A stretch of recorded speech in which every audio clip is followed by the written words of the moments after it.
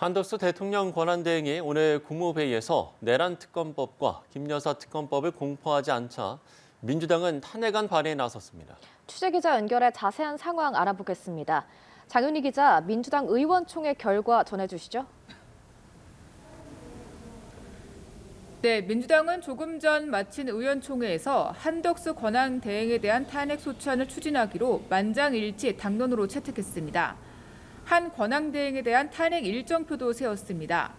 민주당은 오늘 오후 5시 반쯤 탄핵 소추안을 발의하고 모레 예정된 본회의에 탄핵안을 보고해 27일 다시 본회의를 열어 탄핵안 표결까지 진행한다는 방침입니다. 한덕수 권한대행 탄핵 소추안에는 국무총리로서의 탄핵 사유 3개, 권한대행으로서의 탄핵 사유 2가지 등 총 5가지 사유가 담기는데요. 윤종근 원내대변인은 한 권한대행이 소집한 국무회의는 내란 절차의 하자를 보충하기 위한 것으로 적극 가담 행위라고 볼 수 있다고 지적했습니다.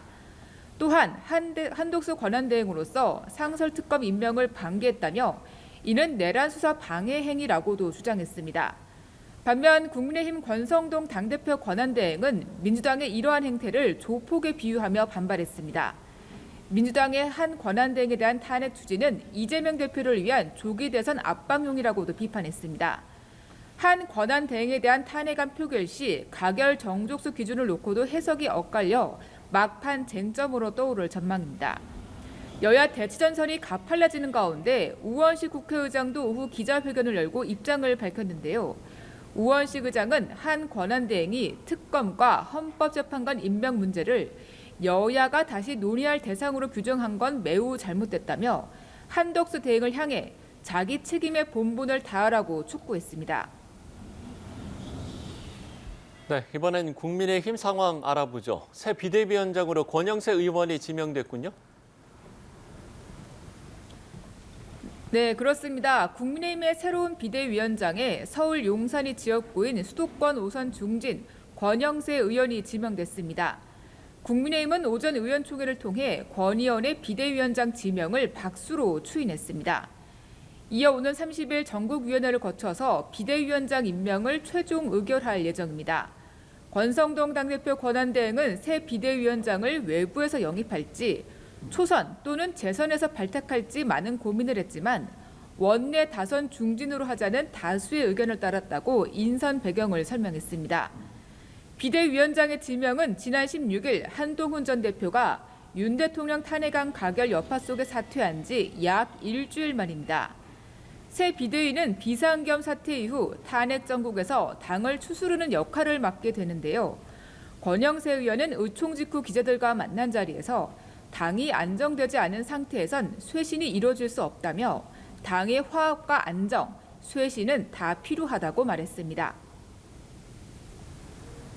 네, 국회에서 이틀간 진행된 헌법재판관 후보자 인사청문회도 모두 마무리됐죠?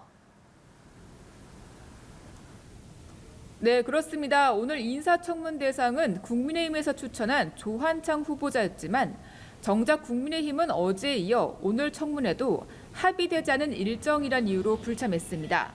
청문회에서 조 후보자는 윤 대통령이 비상겸 명분의 하라로 거론한 이른바 부정선거 의혹에 동의하지 않는다고 밝히며 여러 사건을 통해 근거가 없는 것으로 드러났다고 말했습니다. 야당은 오후 4시쯤 인사청문특위를 속개해 마은혁, 정계선, 조한창 등 3명의 헌법재판관 후보자에 대한 인사청문 경과 보고서를 채택했습니다.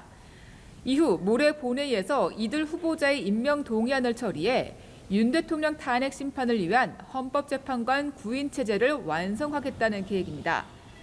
국민의힘은 헌법재판관 임명 동의안을 야당이 처리할 경우 즉각 헌법재판소에 권한쟁의 심판을 청구하겠다는 입장을 밝힌 바 있습니다. 지금까지 국회에서 연합뉴스TV 장윤희입니다.